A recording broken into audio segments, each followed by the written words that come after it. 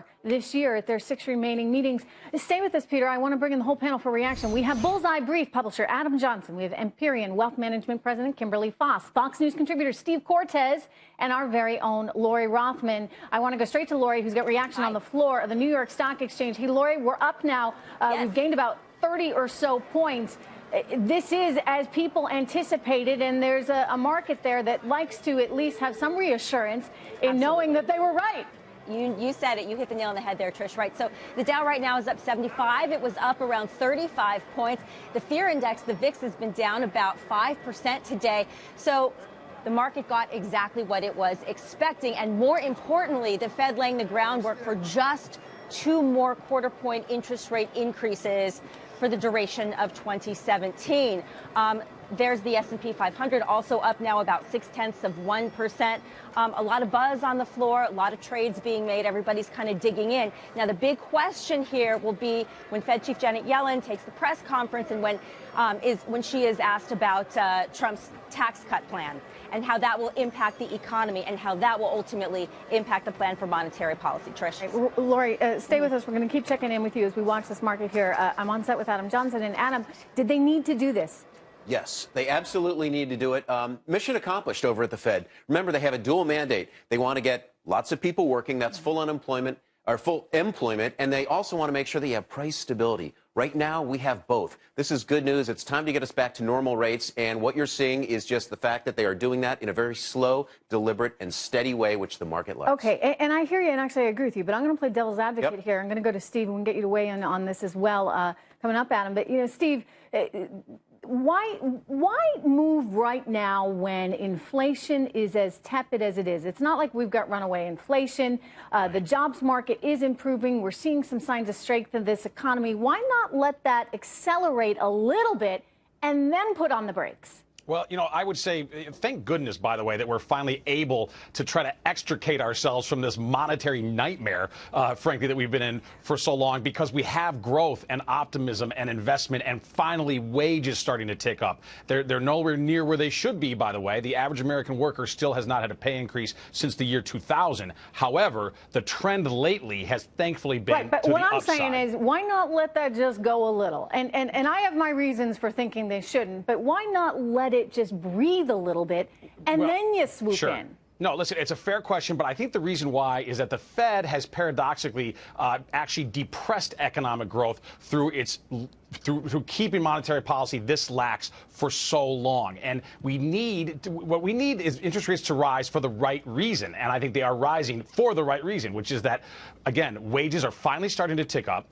Financial markets are broadly forecasting that inflation will pick up, something we desperately need and something we haven't seen in years in this country. So this is the right time for the Fed to try to remove itself. I hate the artificiality of central banks running global economies. Yeah, listen, so they need to get out. You know, and bottom line, I agree with you, and I think Adam does as well, that, you know, you run the risk of having these false incentives. And so you want to get the central bankers out of there. And frankly, Kimberly, when you think about it, I mean, we saw nothing out of Washington. They couldn't even tie their shoes. And that's one of the reasons why the central banks had to be so aggressive. Janet Yellen had no choice. I mean, to prevent the economy from really going off the cliff, she needed to be proactive. She no longer needs to be as proactive, correct? Well, yeah, I mean, I think the Fed's been behind the curve for some time, and so they don't want to find themselves in that situation if growth happens too quickly. I agree with the other panelists.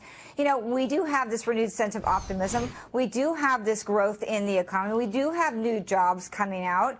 And we do have, you know, inflation is hitting that 2% mandate. So there is a reason why that they should raise rates, and they did. And the real question, again, is the trajectory and the velocity in which they're going to do it in the future. They have mentioned that there's only going to be 2 more this year, possibly 3 next year. The ultimate goal is to get to normalization in 2019 around 3%. That's a long way to go. So I think that they had to raise rates at this point, Trish, to be able to keep that stability in the markets. And the markets like stability. They like to have a prediction of what's coming forth. So well, and she definitely telegraphed it. I mean, she kind of hit everyone over her head with it, right? A couple weeks ago, Adam Johnson, Yes. She was very clearly signaling that this is exactly what she was going to do. Yes. She wants no surprises. She doesn't want anyone to be surprised. She wants to say, here's what's happening. Here's why I'm doing it. She's been laying out the case for the past month. It's been crystal clear. And, you know, there's a subtle and maybe not so subtle subtext going on here, and that is the fact that Trump has really backed off on Yellen, in part because he made clear that he thought we needed to get back to higher rates, and she's effectively said the same thing. So it's allowing everyone to sort of step back, have a little bit of breath, a little bit of space, and Janet Yellen can do her job, Trump can do his, and I think the markets absolutely love that, which is why you're seeing a continued rally.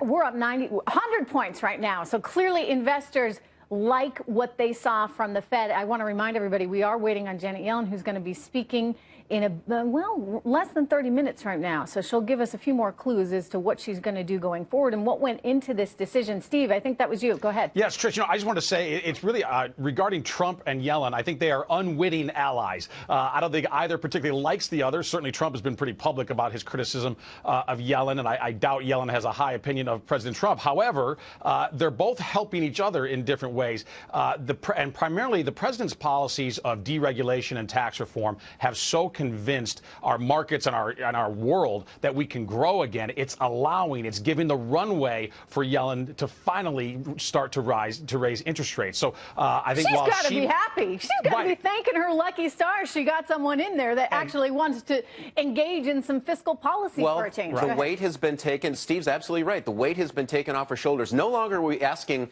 the central bank to do all the work. We actually have a Congress now that's going to pass some laws, pass reform, open the door for small businesses to grow, which, by the way, is why you have small business optimism, Trish, at a 14-year high. This is great. Isn't that great to see? Small businesses, you're very confident in Congress. I like that confidence, Adam. I am. We're going to talk we have a GOP Kevin McCarthy about that to see whether or not they really can get anything done on the health care front. But I want to go back right now to Peter Barnes.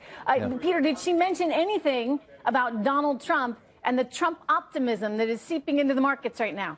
Well, no, we expect that she will discuss that at her press conference, and of course we will ask her about that. But as far as the economic forecasts here from the latest ones from the Fed, Trish, there is nothing in there that suggests that, at least so far, they expect any stimulus from the Trump administration. Right now, they have GDP growing at about 2% this year, 2% in 2018, and 2% in 2019. As you know, the administration wants, 3 to 4%. So at least until there's more clarity on policy from the administration and more and so some I'm going to action. jump in here. One of the things that makes me nervous about central bankers trying to stir the pot effectively when it comes to the economy, one of the things that makes me nervous is that typically they get it wrong.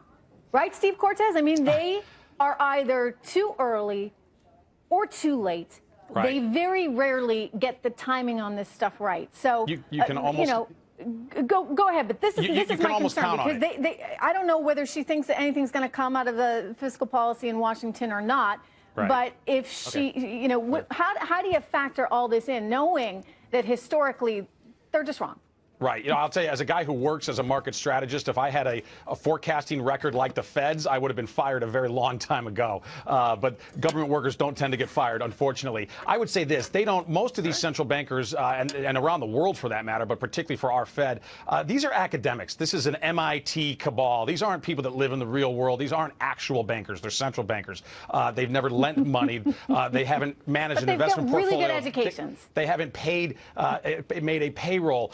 So I think they don't understand the world terribly well. I think they live in an academic, generally liberally leaning bubble. And so that's one of the reasons why they can't forecast well what's going on out there in the economy. What I will tell you is this. Because, by the way, Steve, let me just jump in and say I think 2% is actually very modest. Yes. I think that if Trump is successful on the health care front and on taxes, you're going to see a whole lot better than 2%. I agree. We're going to get much higher than that, and exactly as you're talking about, because of the policy. The American economy is like a runner that has been running wearing a weighted vest, and that vest is imposed by this city I'm in right now, Washington, D.C., via taxes and regulation. We are taking that vest off so that runner can start to sprint again, as the economy should in this country. When we remove the regulatory hurdles, the tax albatross that is just that squeezes our economy to death, when we remove those hindrances, I think we're going to see our economy absolutely Adam's been explode. crunching some numbers on this, and you've been looking at S&P earnings, and your feeling is earnings could actually go through the roof once you start to get rid of some of these taxes that the companies have been burdened with. Correct. So for the past 3 years, we've just been sort of stuck in no man's land, at least on corporate earnings. S&P 500, 118 bucks, 3 years in a row. Finally, this year, as things are percolating, the estimates are for about 128. And by the way, is that because companies are growing sales, or is it because they're becoming more efficient? Yes. Actually, no. The efficiency thing was a couple of years ago. We've actually gone past that. Now it's not just increasing your margins by lowering costs. Now it's actually growing the top line because the global economy is starting to percolate. Right. And so this is important. This is real growth, fundamental growth that we've been missing. Correct. And the reform that you and Steve are talking about is in addition to that. So not only do you get earnings going from 118 to 128 this year, you actually get legitimate reform. You could get them to 135, 140. That's the excitement. When people talk about animal spirits, that's what they're talking about. All right, animal spirits, we're certainly seeing them there at the New York Stock Exchange. As we watch market right now, that's up 86 points. Lori Rothman, what are the traders telling you in terms of whether or not this is good and whether or not Trump's policies are good? Yeah, they're optimistic about Trump's policies, that's for sure. Let's get past the healthcare hurdle, then it's all about tax reform, right? Worth a mention that the Dow, actually, it's popped back up to a 92-point gain since we got the decision. I took a moment while y'all were chatting to take a look at the Fed funds futures for the duration of the year. So the May percentage that we will see a hike is up to 87.5%. June, now that's the next press conference meeting, that's 37.6%. Another market reaction I found interesting was the 10-year yields and the 30-year yields, for that matter, came to 1 week lows here after the decision. So you're looking at the benchmark 10-year yield at 2.526. So bonds are rallying here. Back to you. All right. What do you make of that, Adam? That is because the specs have been so short. Rarely do you see a situation where real money longs, the asset managers, have to deploy capital, and they're exceedingly long, versus the speculative traders, short-term guys, are exceedingly short.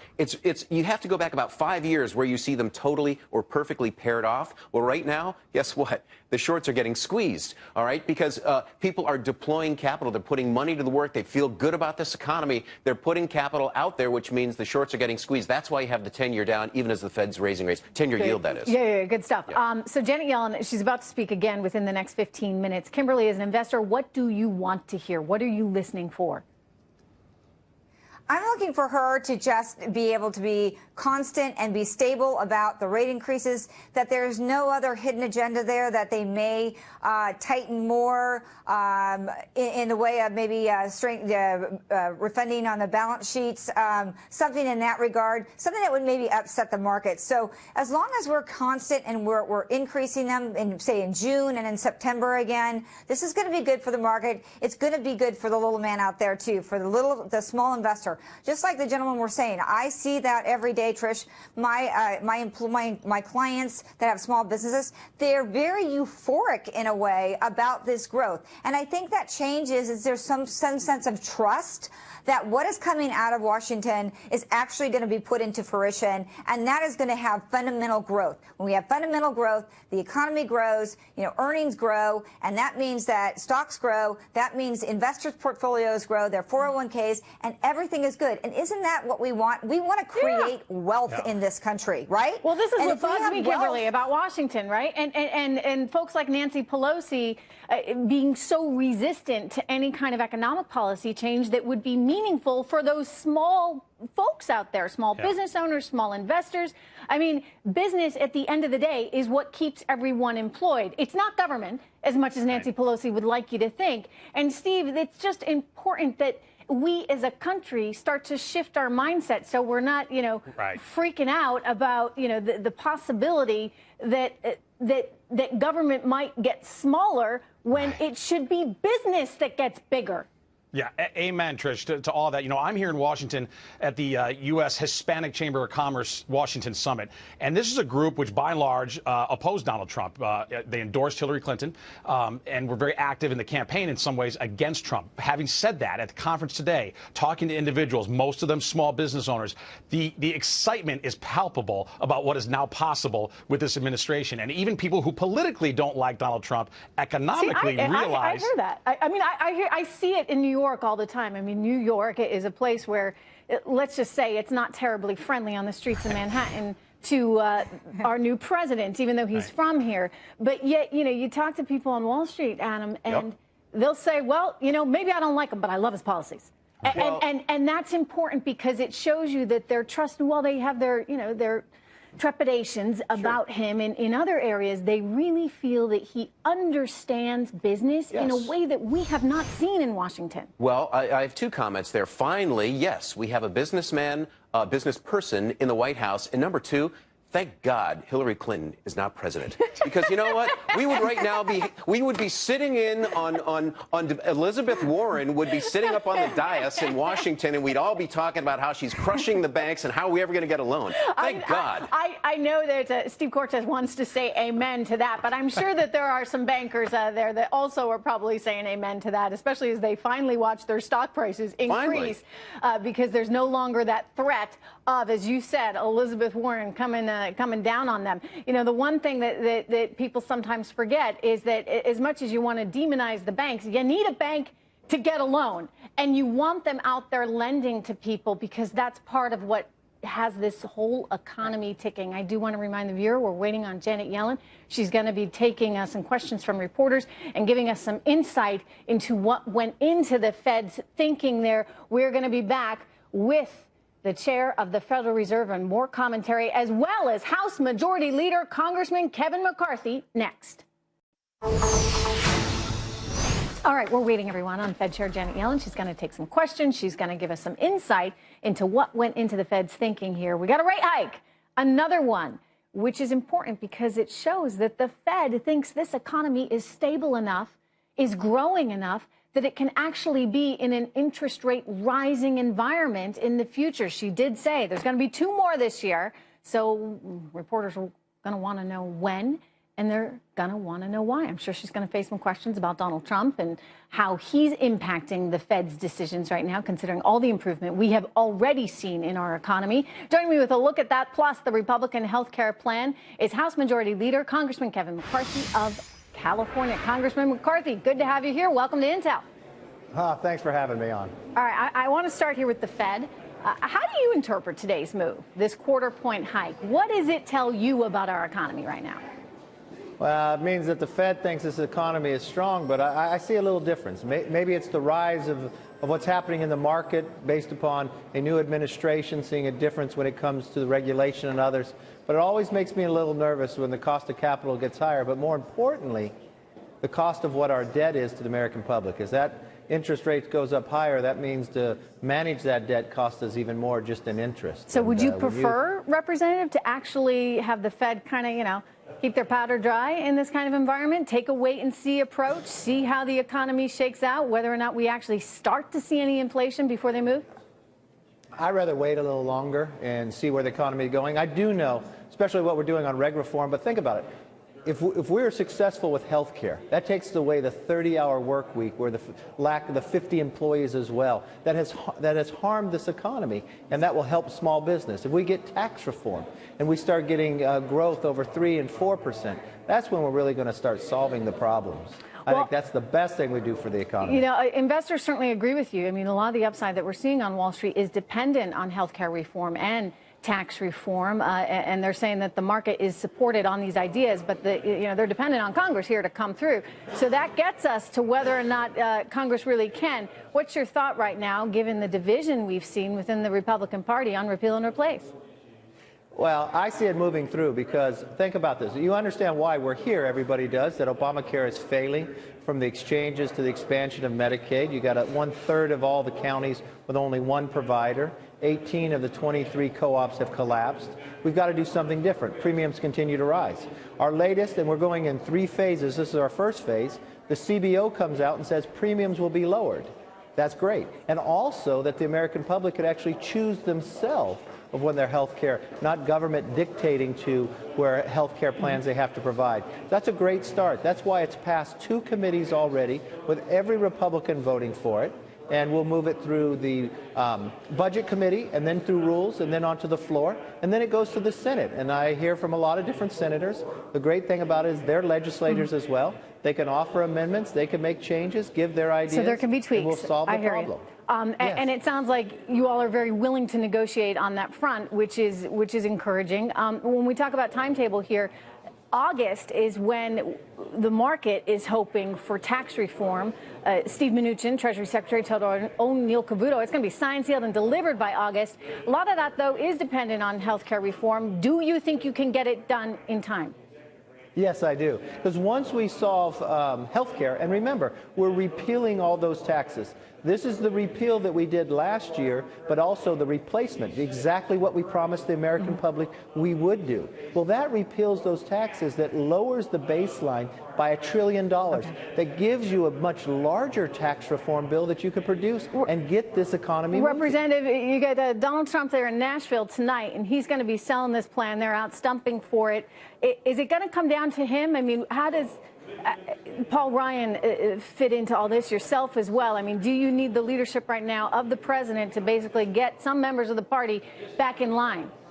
Look, we're a team here. I was talking to the president yesterday along with the speaker. We were talking to the vice president today.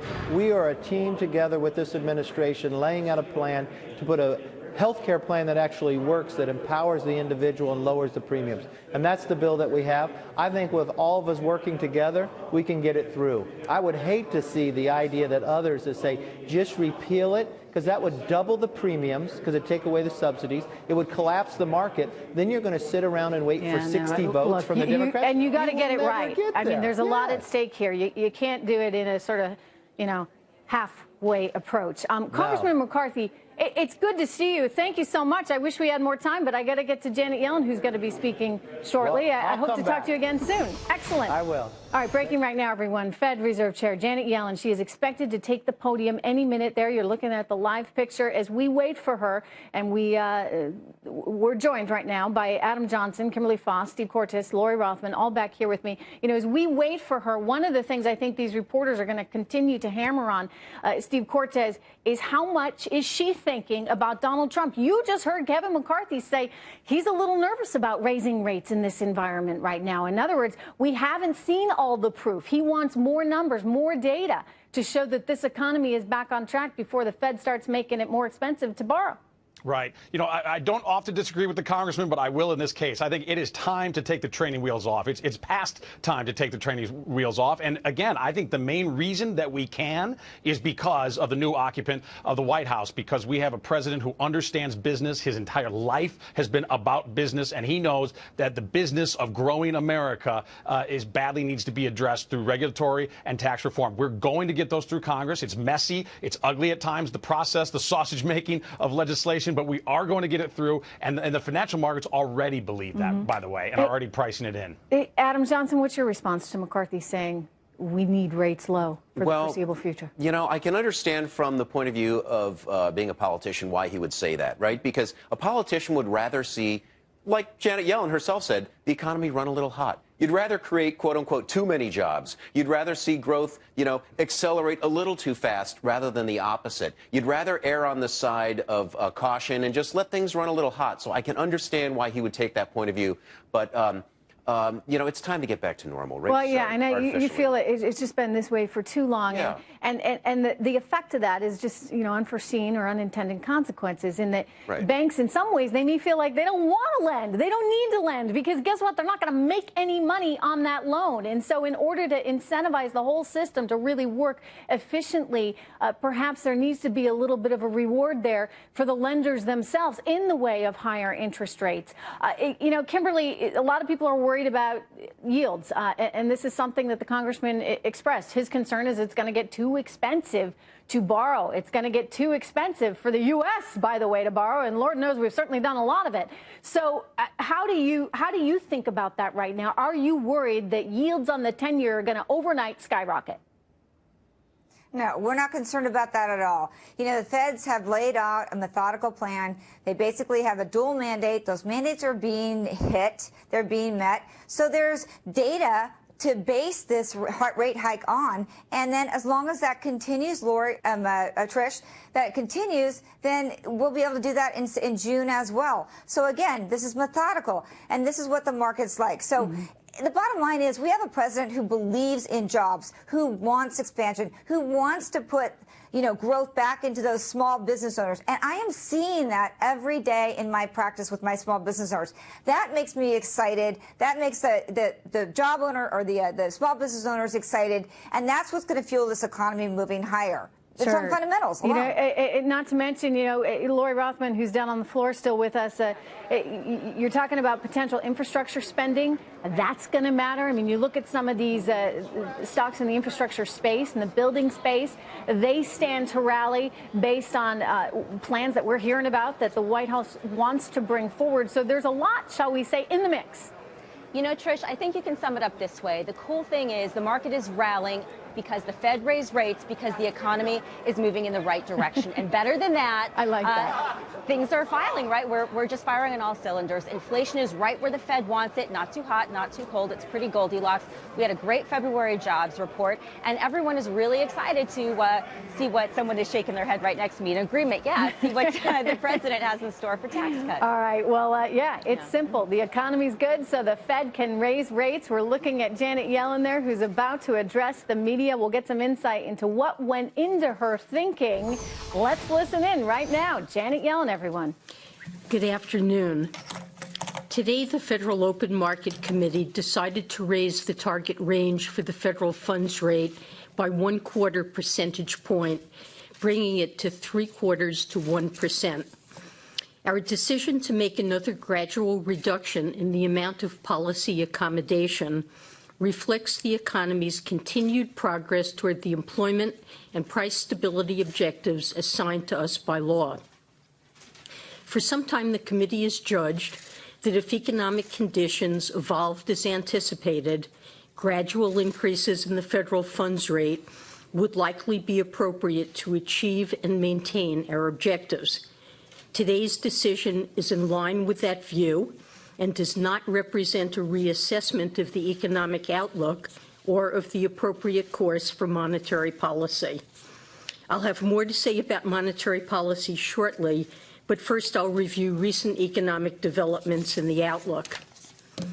The economy continues to expand at a moderate pace. Solid income gains and relatively high levels of consumer sentiment and wealth have supported household spending growth. Business investment, which was soft for much of last year, has firmed somewhat, and business sentiment is at favorable levels.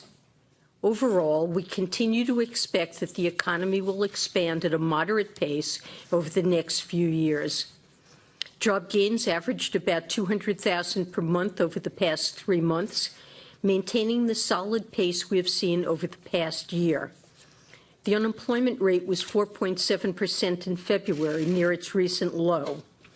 Broader measures of labor market underutilization also remain low. Participation in the labor force has been little changed on net for about 3 years.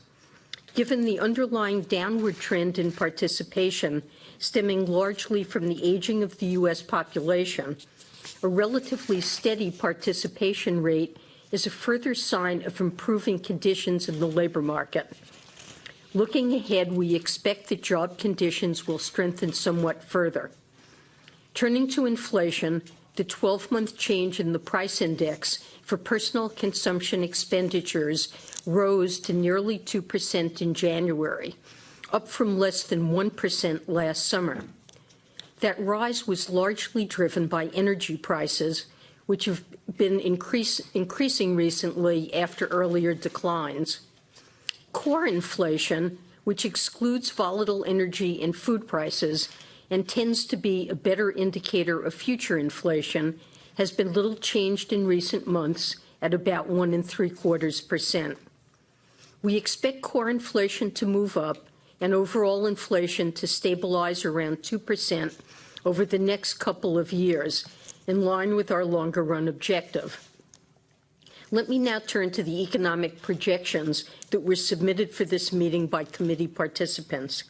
As always, participants conditioned their projections on their own individual views of appropriate monetary policy, which in turn depend on each participant's assessment of the many factors that shape the outlook. The median projection for growth of inflation-adjusted gross domestic product is 2.1% this year and next, and edges down to 1.9% in 2019, slightly above its estimated longer-run rate. The median projection for the unemployment rate stands at 4.5% in the fourth quarter of this year and remains at that level over the next 2 years, modestly below the median estimate of its longer-run normal rate. Finally, the median inflation projection is 1.9% this year and rises to 2% in 2018 and 2019. These economic projections are very little changed from those made in December. Returning to monetary policy, the committee judged that a modest increase in the federal funds rate is appropriate in light of the economy's solid progress toward our goals of maximum employment and price stability. Even after this increase, monetary policy remains accommodative, thus supporting some further strengthening in the job market and a sustained return to 2% inflation.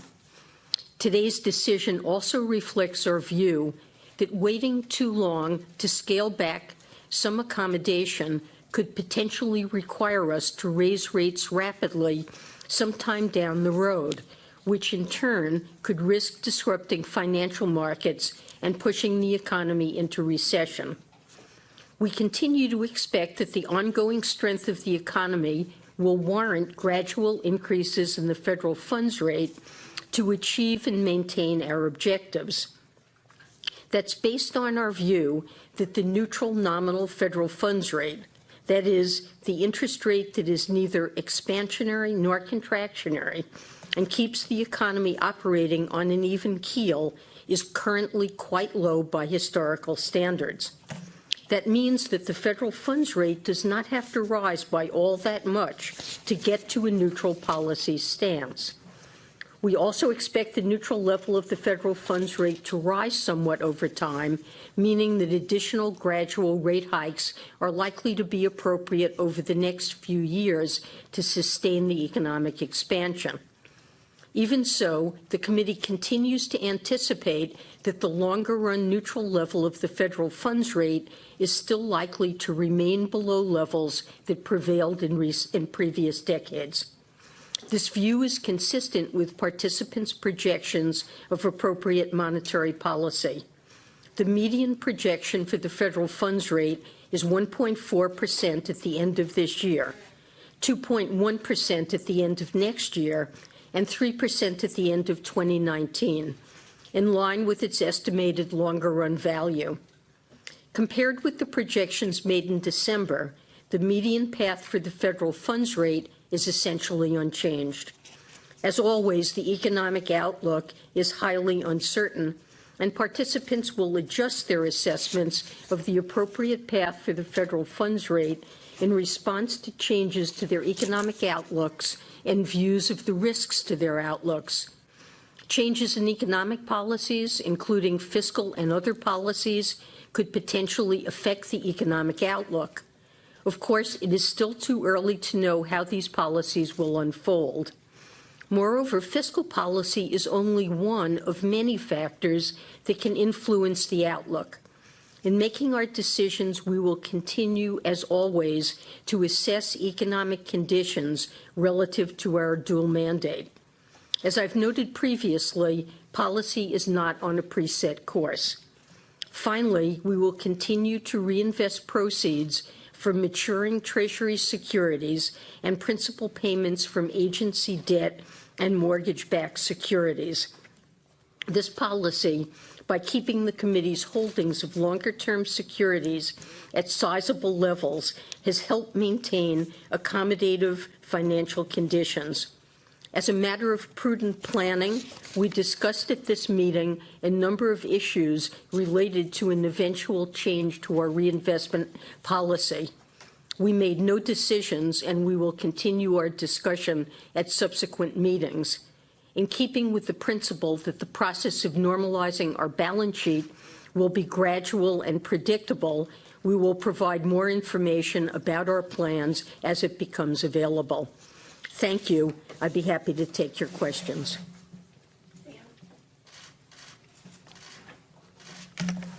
Thanks very much. Sam Fleming from the Financial Times. Could I pick you up on the last topic, which is the balance sheet normalisation? Clearly, you've said you don't want to start pulling in the size of the balance sheet until normalisation is well underway. Could you give us some sort of sense about what well underway means, at least in your mind? What kind of hurdles are you setting? What kind of economic conditions would you like to see? Is it just a matter of the level of the short-term federal funds rate as being the main issue? And what kind of role do you see the role of the balance sheet playing in the normalisation process over the longer term? Is it an active tool or is it a passive tool? Thanks. So let me start with the second question first. We've emphasized for quite some time that the committee wishes to use variations in the Fed funds rate target, our short-term interest rate target, as our key active tool of policy.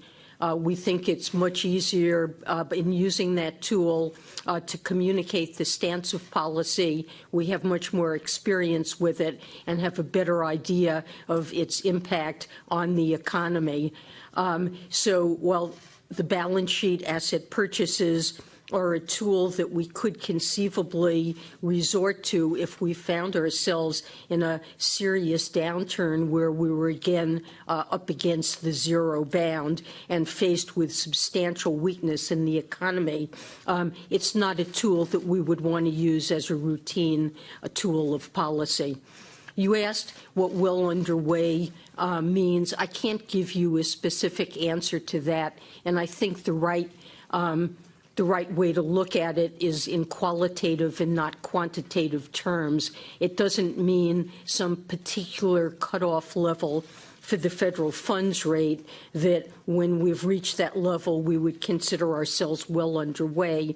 I think what we want to have is confidence in the economy's trajectory, a sense that the economy will make progress, that we're not overly worried about downside risks and adverse shocks that could hit the economy that could quickly, after setting it off on the path to shrinking the balance sheet gradually over time, cause us to want to begin to add monetary policy accommodation. So I think it has to do with the balance of risks and confidence in the economic outlook and not simply the level of the federal funds rate. Here is Jason and then to Steve.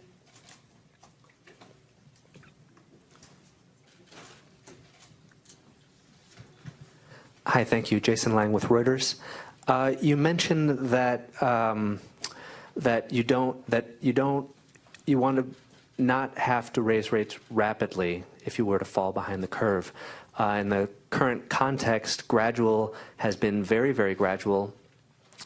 Could you describe what a rapid rate of increases should be, how that should be understood?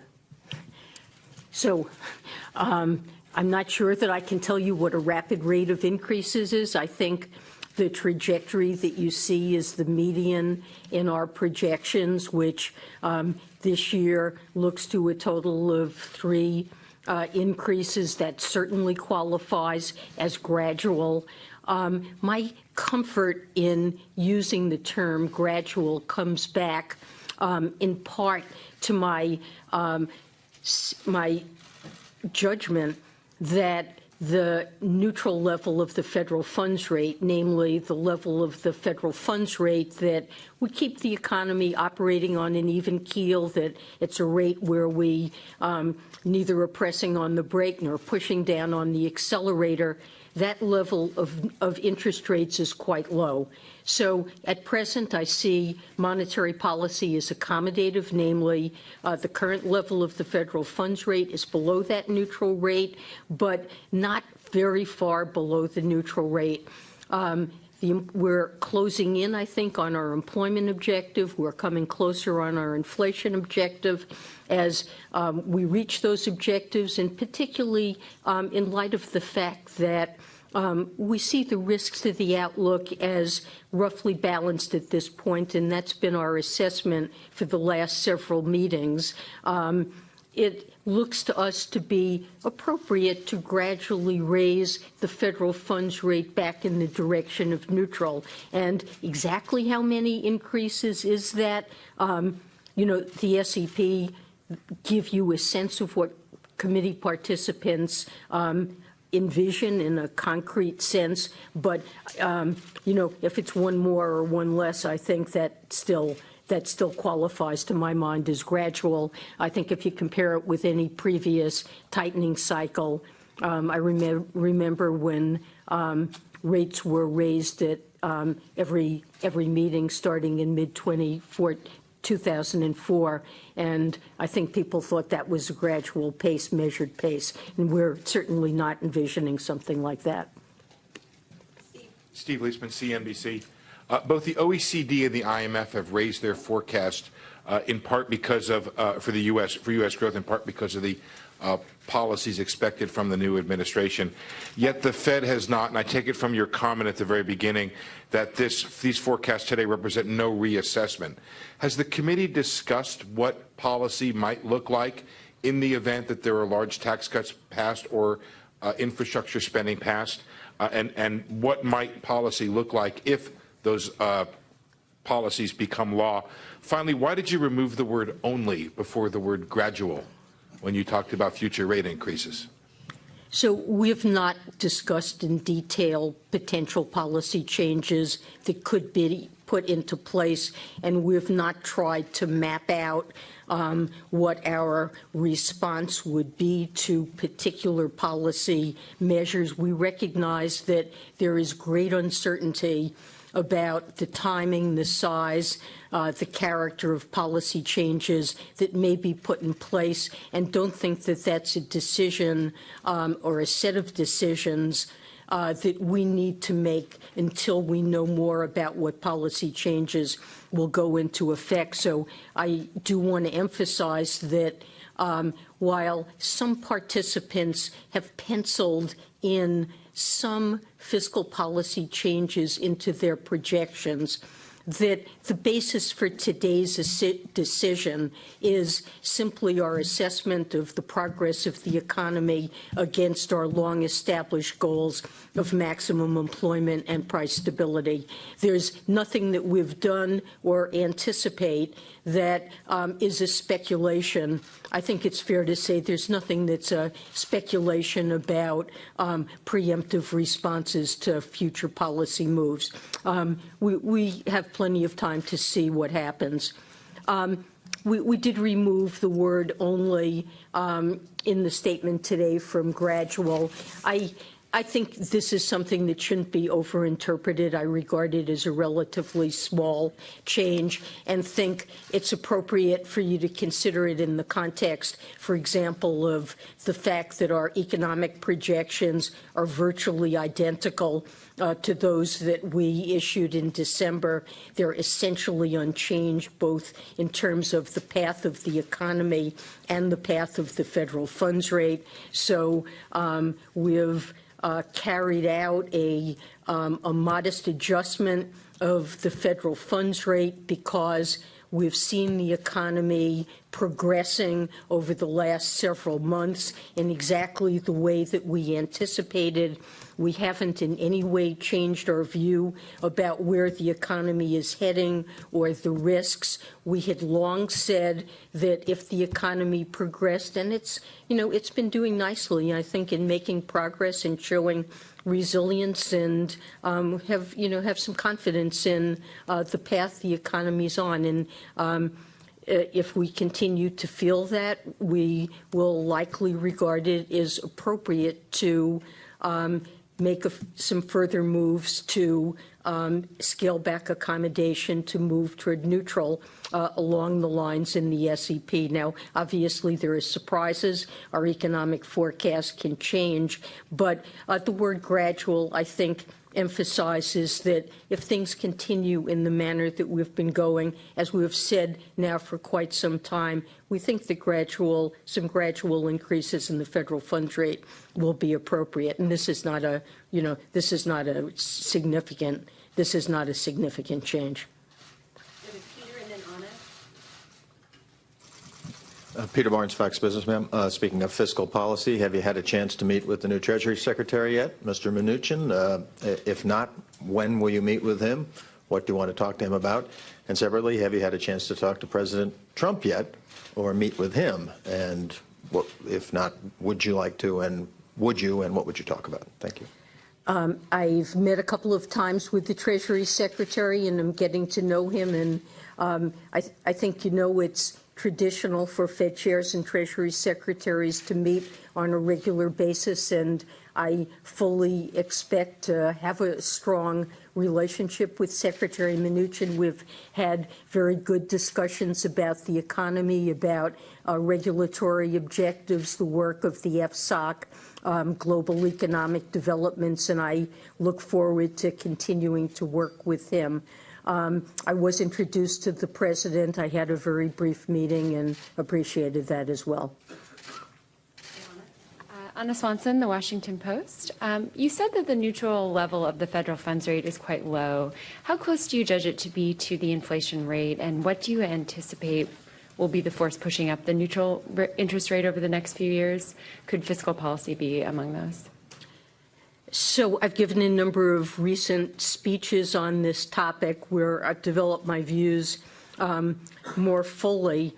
I would say over the longer run, that means going several years out.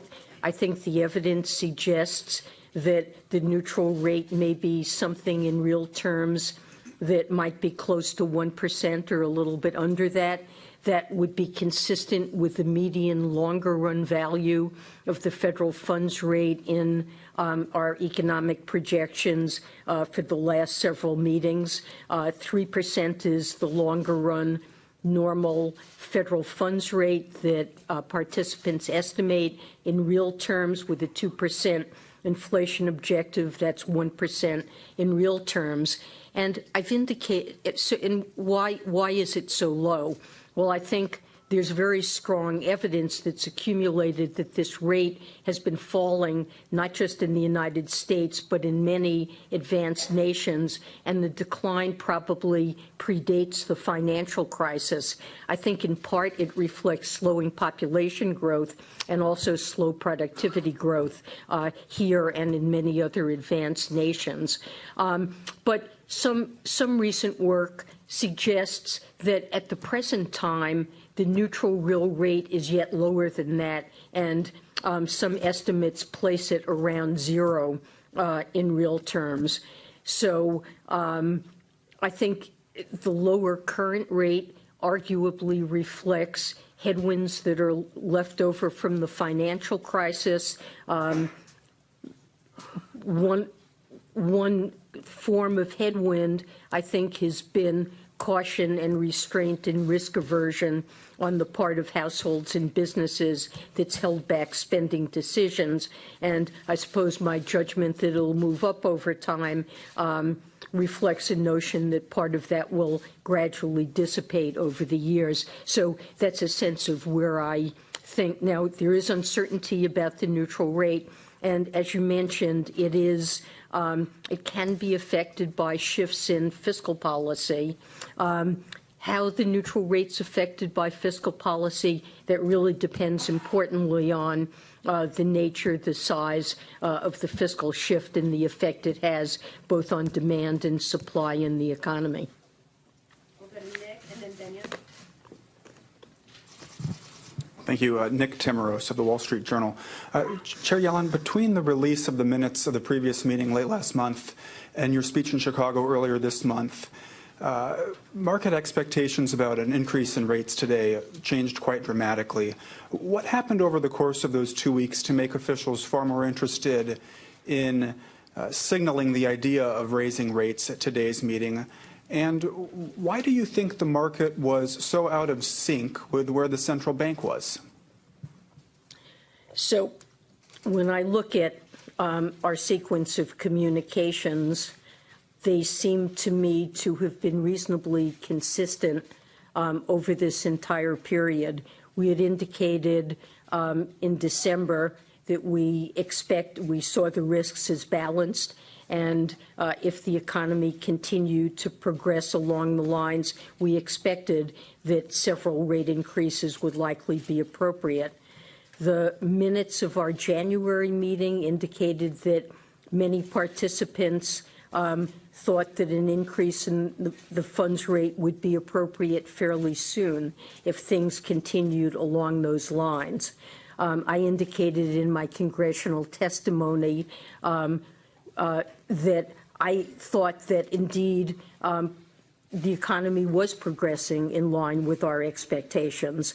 And as I think all of us having that expectation and that if the economy continued to progress along the lines that we expected and we continued to see the risks as balanced, do regard it as appropriate to gradually remove accommodation that's in place by having several interest rate increases this year, as we saw the data continue to come in line with our expectations. My colleagues and I spoke out and indicated that indeed that had been and continued to be our expectations. Now, you know, when you ask me how did we get out of sync with the market, this is something I tried to reflect on a bit in the remarks I made in Chicago. And of course, it is true that in 2015 and in 2016 each, we raised the federal funds rate only once.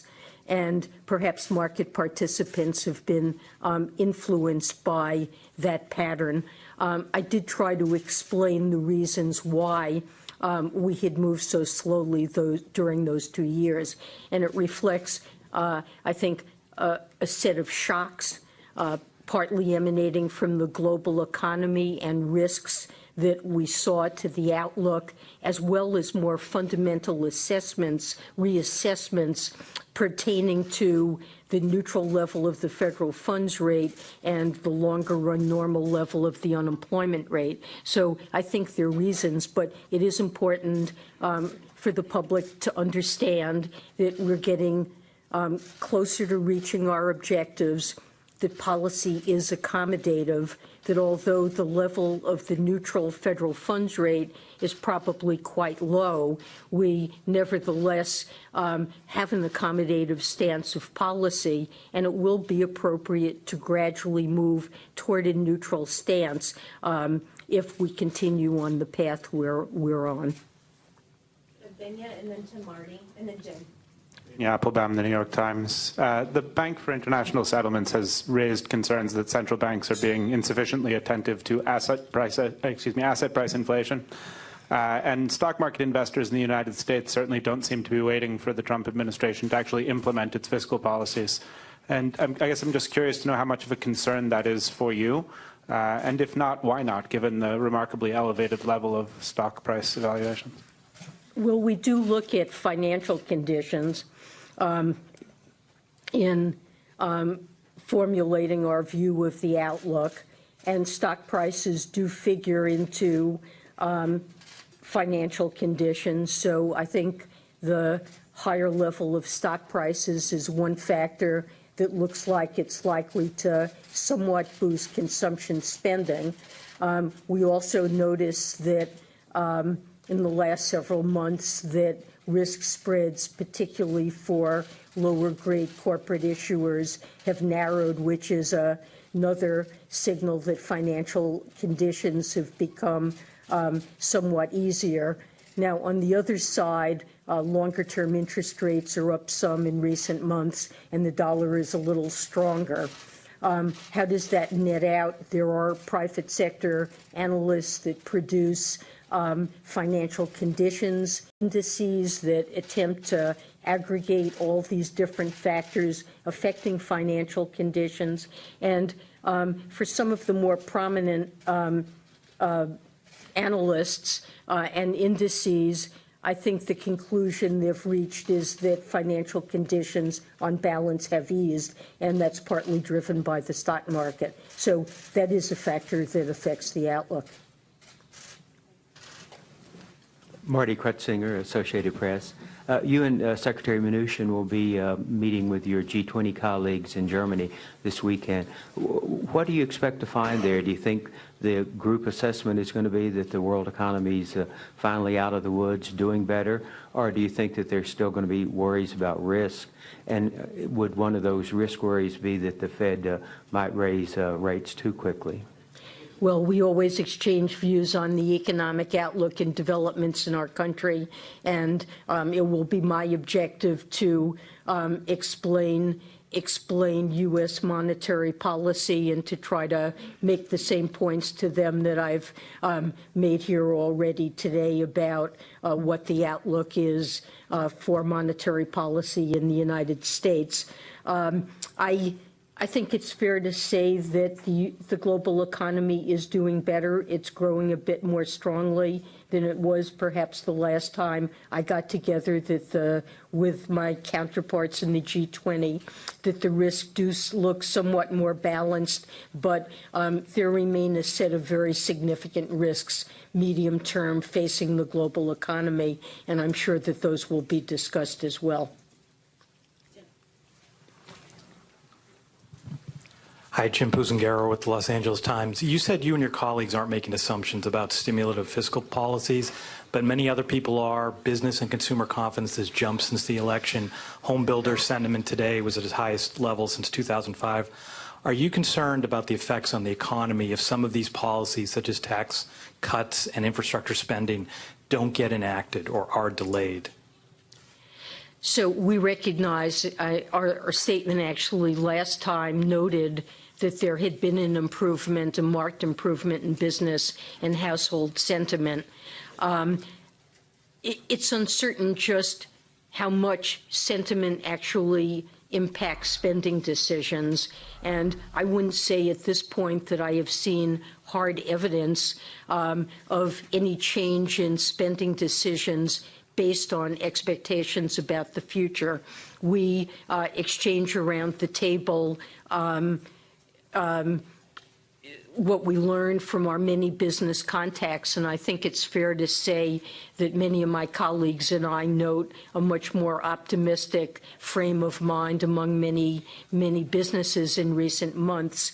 But I'd say most of the business people that we've talked to also have a wait-and-see attitude and are very hopeful that they will be able to expand investment and are looking forward to doing that, but are waiting to see what will happen. So we will watch that. And, of course, if we were to see a major shift in spending reflecting those expectations, that could very well affect the outlook. I'm not seeing it. I'm not seeing that at this point, but the shift in sentiment is obvious and notable. Go to Kate. Oh, thank you, Madam Chair. Kate Davidson from Dow Jones.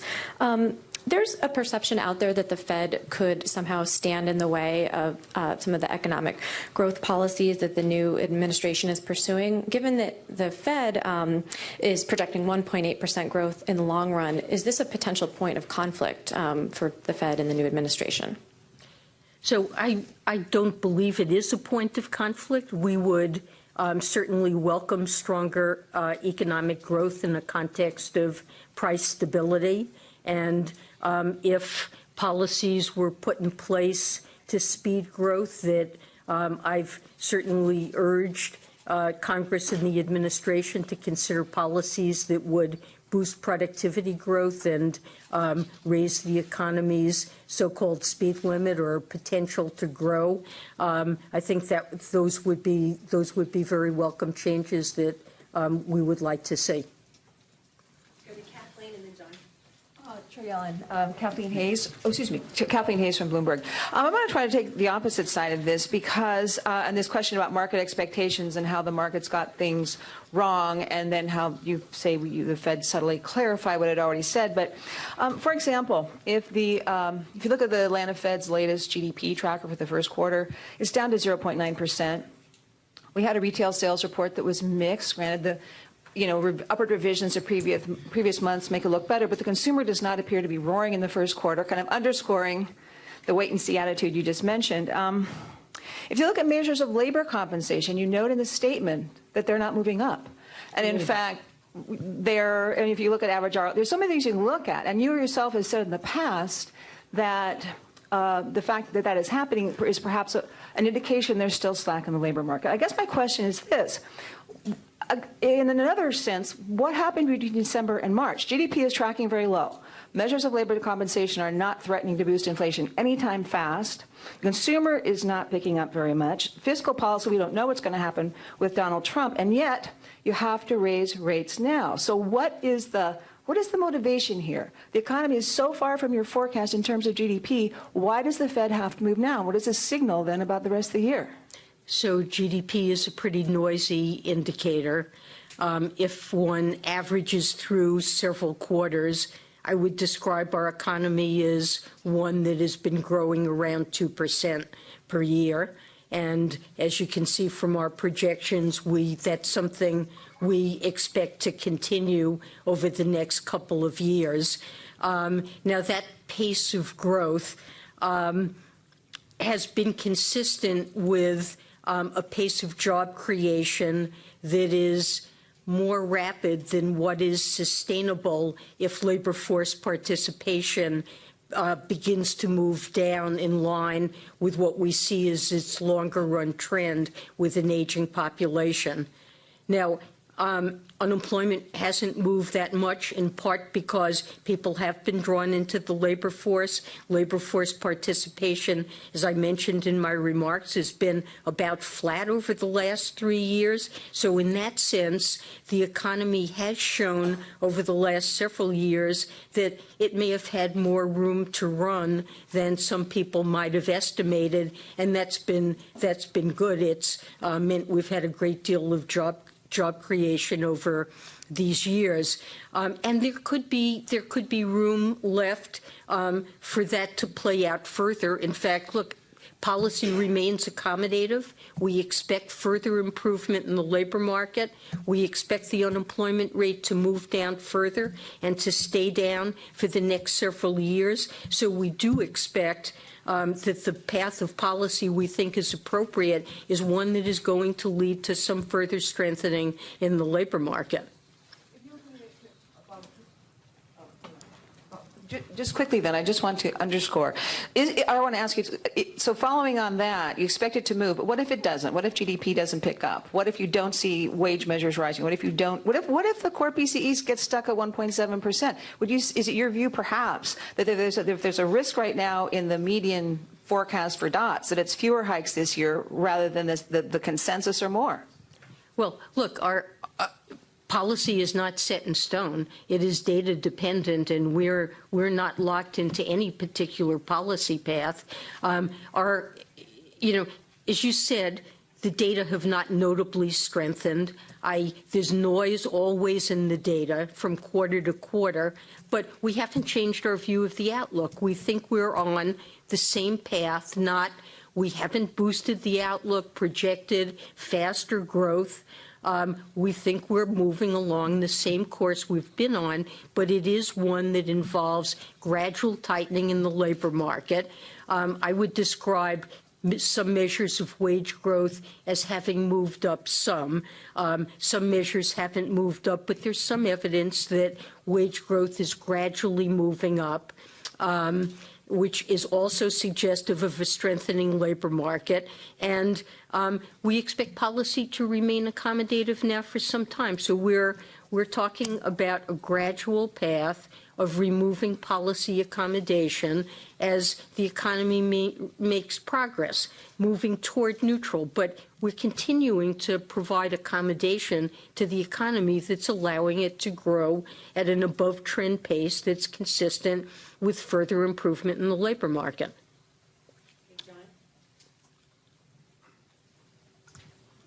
Hi, John Heltman with American Banker. I have a regulatory question, if I may.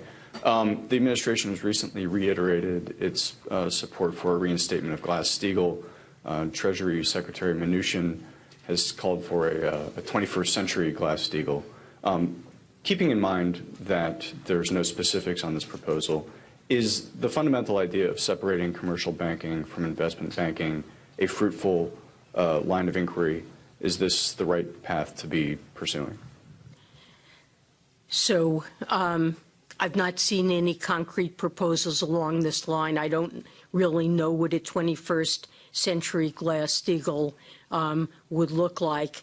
I think my reading on the financial crisis is that that wasn't the major source of the financial crisis. In fact, many of the problems emanated from firms that were investment banking units. To me, an important reform in the aftermath of the crisis was to make sure that investment banking activities that were a core part of the shadow banking system where leverage had built, that those were appropriately capitalized, had appropriate liquidity, and their management was strengthened. And that's what we have tried to do. But obviously, we would look at any proposals that are put forward. I'm not aware of anything concrete to react to.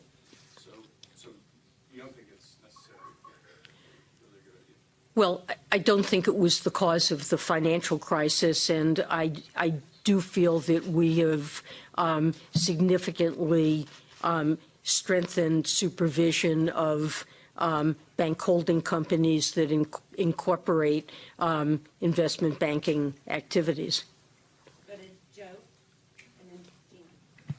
Hi, Fed Chair Yellen. I'm Jolene Kent with NBC News. I just want to know, what message are you trying to send consumers with this particular rate hike?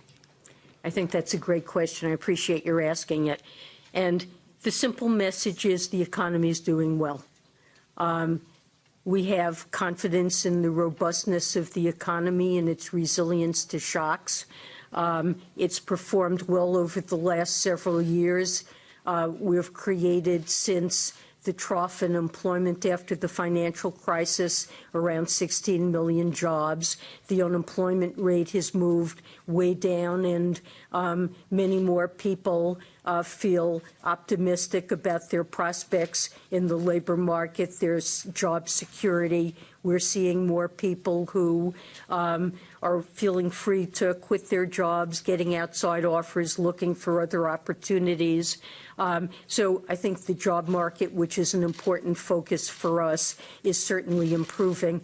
That's not to say that it's good labor market conditions for every individual in the United States. We know there are problems that face particularly people with less skill and education and in certain sectors of the economy, but many Americans are enjoying a stronger labor market and feel very much better about that.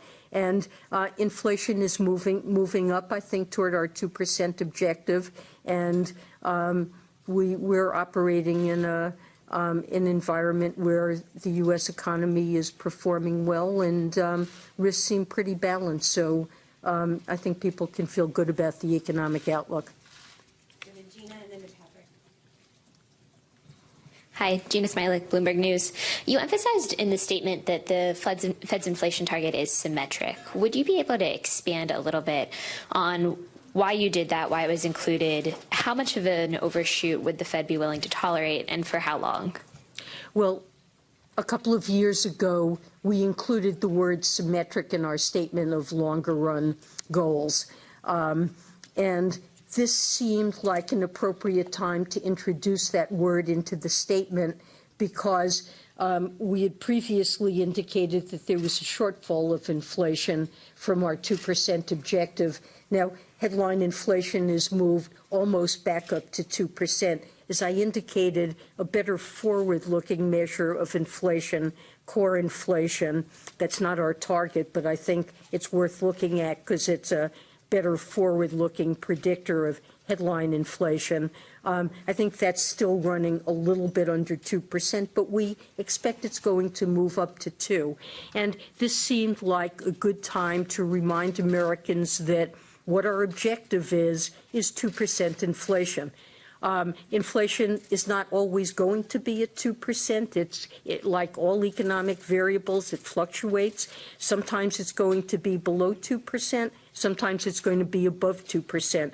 we've had a long period in which inflation has run under 2%. As we move back to 2%, which is where we're heading, there will be some times when it's above 2% as well. And it's a reminder, 2% is not a ceiling on inflation, it's a target. It's where we always want inflation to be heading, and there will be some times when inflation is above 2%, just like it's been below 2%. We're not shooting for inflation above 2%, but it's a reminder that there will be deviations above and below when we're achieving our objective.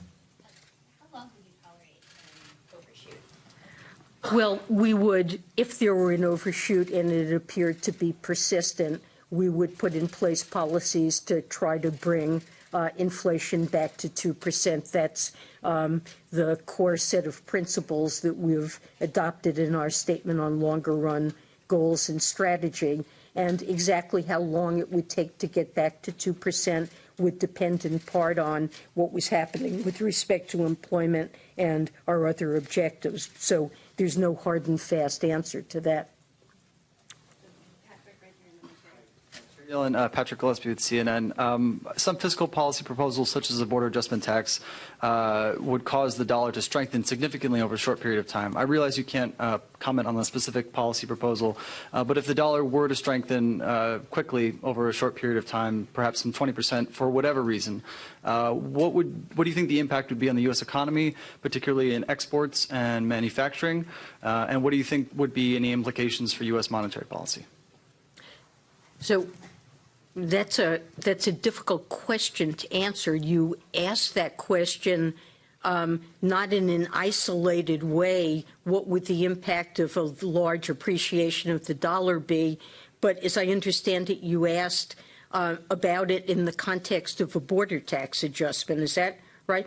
Because the argument that is made is that what a border tax would do without an exchange rate adjustment is to raise the price of imported goods into the United States. And that large movement in the dollar that analysts claim would occur would essentially, if it were complete, would fully offset the impact of the border tax on U.S. import goods. So it wouldn't end up having an impact on U.S. inflation or GDP growth.